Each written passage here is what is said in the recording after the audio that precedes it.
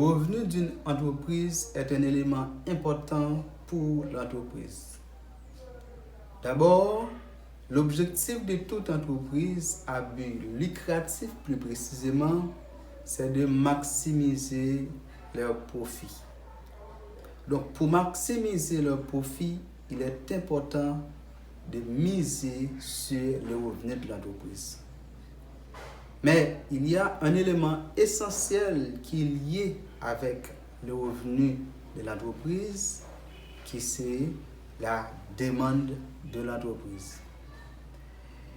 Le revenu dépend de la demande de l'entreprise. Bonjour. Dans cette vidéo, nous allons parler de la demande marginale et le revenu marginal. Qui ça demande marginale là et qui ça revenu marginal là yé. En économie, on dit la demande représente l'ensemble des quantités, biens, services ou produits que les consommateurs sont prêts à acheter avec un revenu quelconque qu'ils ont gagné pendant une période donnée. Donc, c'est-à-dire, c'est à partir de cette demande-là que l'entreprise va évaluer leurs profits. Maintenant, la demande marginale, c'est le taux de variation instantanée qui représente la dérivée première de la fonction. À travers une fonction de demande, nous allons parler de la demande marginale. Donc, pour toute augmentation d'une unité supplémentaire au niveau de la quantité vendue, quel est l'impact que ça va gagner sur les revenus de l'entreprise. Si vous pouvez abonner à la chaîne là, quittez m'invite à faire ça avant de passer sur le tableau, nous sommes capables de regarder comment ça fait. Nous allons voir à travers cette fonction de demande, nous allons parler de la demande marginale. Avec P qui représente le prix du produit et Q ici qui représente la quantité demandée. Calculer la demande marginale ici, c'est de calculer la variation au niveau du prix par rapport à la quantité. Donc c'est ça qu'on appelle le taux de variation instantanée. Ici, la dérivée de la fonction de demande est égale au taux de variation instantanée, qui est égal à la dérivée de la fonction de demande, la dérivée de P par rapport au Q, ou Q qui représente la quantité demandée. La dérivée de cette fonction de demande-là est égale à 2Q. 2Q, c'est la dérivée. La question qui se pose ici, c'est calculer, quelle est la vitesse de variation, quelle est la vitesse de variation du prix par rapport à la quantité demandée. Quand Q égale à 5. Donc ça, c'est une question qui est posée à travers cette fonction de demande-là, pour nous capable calculer la demande marginale-là.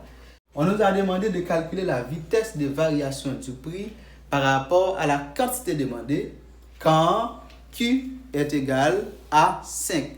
C'est-à-dire, lorsque la quantité demandée est égale à 5, quelle est la vitesse de variation au niveau du prix par unité? Donc ici, on dit que la dérivée de P, quand 5 unités sont demandées, 5 égale. Au niveau de la dérivée première de la fonction de demande, nous allons remplacer Q par 5. Ici, cela nous donne moins 2 à multiplier par 5. Cela est égal à moins 10. Moins 10 dollars. Moins 10 dollars signifie que quand 5 unités sont demandées, pour toute variation, pour toute augmentation d'une unité supplémentaire, le prix par unité diminue de 10 dollars. Donc, nous disons prix par unité a baissé de 10 dollars, c'est parce que le résultat est négatif. Donc, si le résultat est positif, nous avons interprété dans l'autre sens. Maintenant, allons au niveau du revenu marginal. Le revenu R, c'est une fonction directe qui est égale à prix à multiplier par quantité. P, c'est le prix, X représente la quantité. Donc ça, c'est le revenu d'une entreprise. Le revenu d'une entreprise, c'est la quantité vendue à multiplier par le prix. C'est à partir de ce revenu-là que vous allez déterminer le profit de l'entreprise. Le profit qui représente la différence entre le revenu et le coût total de production. C'est quoi le revenu marginal? Le revenu marginal, c'est la variation du revenu par rapport à la quantité vendue. Ok? On peut dire quand une unité supplémentaire est vendue. Ça, le revenu marginal, c'est égal à la dérivée de la fonction revenu, dérivée revenu 1 par rapport à la quantité, par rapport à X. Ok? La dérivée de R par rapport à X. Si par exemple, on prend un exemple, la fonction de revenu R est égale à 5X. Ouais, où X représente la quantité, le prix est égal à 5. Ça, c'est la fonction du revenu.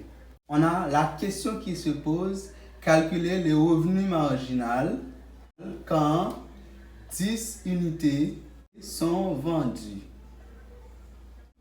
Lorsque 10 unités sont vendues, donc nous allons calculer pour toute augmentation d'une unité supplémentaire, le revenu va augmenter de qui ça.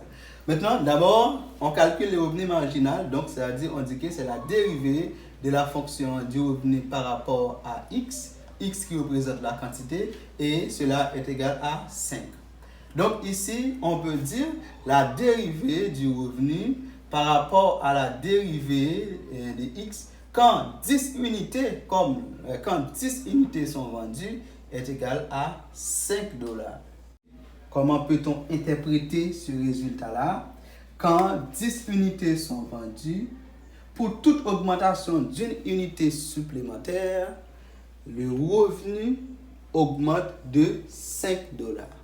En calculant la dérivée première de cette fonction-là, la égale à une constante. Pour quelle que soit valeur là, donc ma bien, pour quelle que soit valeur, je suis capable de dire là, je suis capable de vendre.